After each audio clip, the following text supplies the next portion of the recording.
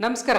ಕನ್ನಡಪ್ರಭ.com news ಬುಲೆಟಿನ್ಗೆ ಸ್ವಾಗತ. Camera person ಆಲೆನ್ ಜೊತೆಗೆ ನಾನು ಹೇಬಿ ನಾಗರಾಜ್. ಇಂದಿನ ಪ್ರಮುಖ ಸುದ್ದಿಗಳು.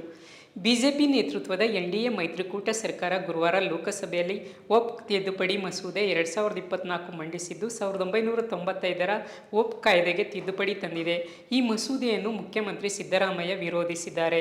ಮೈಸೂರಿನ ವಿಮಾನ ನಿಲ್ದಾಣದಲ್ಲಿಂದು ಸುದ್ದಿಗಾರರೊಂದಿಗೆ ಮಾತನಾಡಿದ ಅವರು, ಬಿಜೆಪಿ ಹಾಗೂ ಎನ್ಡಿಎಯವರಿಗೆ ಅಲ್ಪಸಂಖ್ಯಾತರ ಮೇಲೆ ಕೋಪವಿರುವಂತಿದೆ. ಬಿಜೆಪಿಯವರು ಎಂದಿಗೂ ಜಾತ್ಯತೀತತೆ, ಸಾಮಾಜಿಕ ನ್ಯಾಯದ ಪರವಾಗಿ ನಿಂತವರಲ್ಲ. ವಕ್ಫ್ ಬೋರ್ಡ್ ಕಾನೂನು ಆ ಸಮುದಾಯದ ವೈಯಕ್ತಿಕ ಕಾನೂನಾಗಿದ್ದು ಅದರಲ್ಲಿ ಮಧ್ಯಪ್ರವೇಶಿಸುವುದು ಸಂವಿಧಾನ ಬಾಹಿರ. ಸಂವಿಧಾನದ ತತ್ವಗಳಲ್ಲಿ ನಂಬಿಕೆ ಇರುವ ಕಾಂಗ್ರೆಸ್ ಹಾಗೂ ಇಂಡಿಯಾ ಒಕ್ಕೂಟ ಕೇಂದ್ರದ ನಿಲುವನ್ನು ಸಂಪೂರ್ಣವಾಗಿ ವಿರೋಧಿಸುತ್ತೇವೆ ಎಂದರು.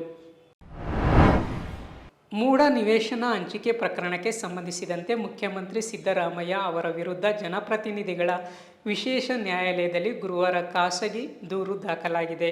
ದೂರುದಾರರಾದ ಮೈಸೂರು ಮೂಲದ ಕಾರ್ಯಕರ್ತ ಸ್ನೇಹಮಯಿ ಕೃಷ್ಣ ಅವರು ಈ ಹಗರಣದಲ್ಲಿ ಮುಖ್ಯಮಂತ್ರಿ ಶಾಮೀಲಾಗಿದ್ದಾರೆ, ಸಿದ್ದರಾಮಯ್ಯ ತಮ್ಮ ಅಧಿಕಾರ ದುರುಪಯೋಗಪಡಿಸಿಕೊಂಡಿದ್ದಾರೆ ಎಂದು ಖಾಸಗಿ ದೂರು ದಾಖಲಿಸಿದ್ದು, ಈ ಕುರಿತು ಸಿಬಿಐ ಅಥವಾ ಇತರ ಯಾವುದೇ ಸ್ವತಂತ್ರ ತನಿಖಾ ಸಂಸ್ಥೆಯಿಂದ ತನಿಖೆ ನಡೆಯುವಂತೆ ನಿರ್ದೇಶನ ನೀಡಿ ಎಂದು ನ್ಯಾಯಾಲಯಕ್ಕೆ ಕೋರಿದ್ದಾರೆ. ಇದೇ ಹಗರಣ ಸಂಬಂಧ ಸ್ನೇಹಮಯಿ ಕೃಷ್ಣ ಅವರು 2 ದಿನಗಳ ಹಿಂದೆ ರಾಜ್ಯಪಾಲ ಥಾವರ್ಚಂದ್ ಗೆಹ್ಲೋಟ್ ಅವರಿಗೂ ದಾಖಲೆ ಸಮೇತ ದೂರು ನೀಡಿದ್ದರು. ಆಂಧ್ರಪ್ರದೇಶ ಉಪಮುಖ್ಯಮಂತ್ರಿ ಹಾಗೂ ತೆಲುಗಿನ ಜನಪ್ರಿಯ ನಟ ಪವನ್ ಕಲ್ಯಾಣ್ ಇಂದು ಮುಖ್ಯಮಂತ್ರಿ ಸಿದ್ದರಾಮಯ್ಯ ಅವರನ್ನು ಬೆಂಗಳೂರಿನ ಕಾವೇರಿ ನಿವಾಸದಲ್ಲಿ ಭೇಟಿಯಾದರು. ಆಂಧ್ರಪ್ರದೇಶ ಚುನಾವಣೆ ಗೆಲುವು ಮತ್ತು ಡಿಸಿಎಂ ಆಗಿ ಅಧಿಕಾರ ವಹಿಸಿಕೊಂಡ ಜನಸೇನಾ ಪಕ್ಷದ ಮುಖ್ಯಸ್ಥ ಪವನ್ ಕಲ್ಯಾಣ್ ಅವರಿಗೆ ಸಿಎಂ ಶುಭಾಶಯ ಕೋರಿದರು. ಬಳಿಕ ವಿಧಾನಸೌಧದಲ್ಲಿ ನಡೆದ ಅಂತಾರಾಷ್ಟ್ರೀಯ ಮಾನವ ಆನೆ ಸಂಘರ್ಷ ನಿರ್ವಹಣೆ ಕುರಿತ ಸಭೆಯಲ್ಲಿ ಪಾಲ್ಗೊಂಡು 7 ಅಂಶಗಳ ಅಜೆಂಡಾ ಅಡಿ ಮಾತುಕತೆ ನಡೆಸಿದರು.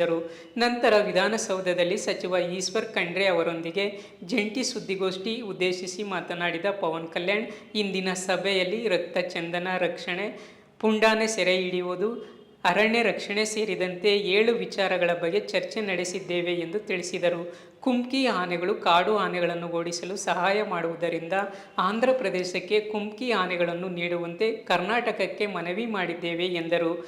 My first awareness in the forest was the Kannada continuous Sri Rajkumar ji's Gandhada Gudi.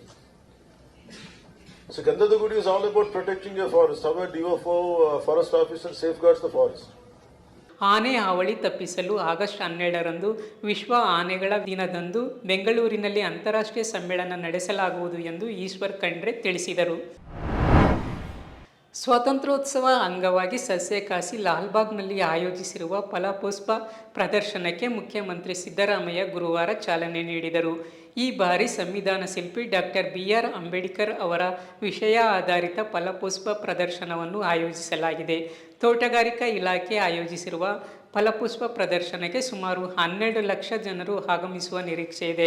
Karnataka ಸೇರಿದಂತೆ ವಿವಿಧ ರಾಜ್ಯಗಳಿಂದ ವಿವಿಧ ತಳಿಗಳ ಸುಮಾರು 30 ಲಕ್ಷ ಹೂಗಳನ್ನು ಈ ಪುಷ್ಪ ಪ್ರದರ್ಶನದಲ್ಲಿ ಬಳಸಲಾಗಿದೆ. ಆಗಸ್ಟ್ 8ರಿಂದ 19ರವರೆಗೆ ಈ ಪ್ರದರ್ಶನ ಇರಲಿದೆ. ಫಲಪುಷ್ಪ ಪ್ರದರ್ಶನಕ್ಕೆ ಬರುವ ಜನರಿಗೆ ವಾಹನ ನಿಲುಗಡೆಗೆ 4 ಕಡೆ ಪ್ರತ್ಯೇಕ ವ್ಯವಸ್ಥೆ ಮಾಡಲಾಗಿದ್ದು, ಪ್ರಮುಖ 9 ರಸ್ತೆಯಲ್ಲಿ ವಾಹನ ನಿಲುಗಡೆ ನಿಷೇಧ ಮಾಡಿ ಸರ್ಕಾರ ಆದೇಶ ಹೊರಡಿಸಿದೆ.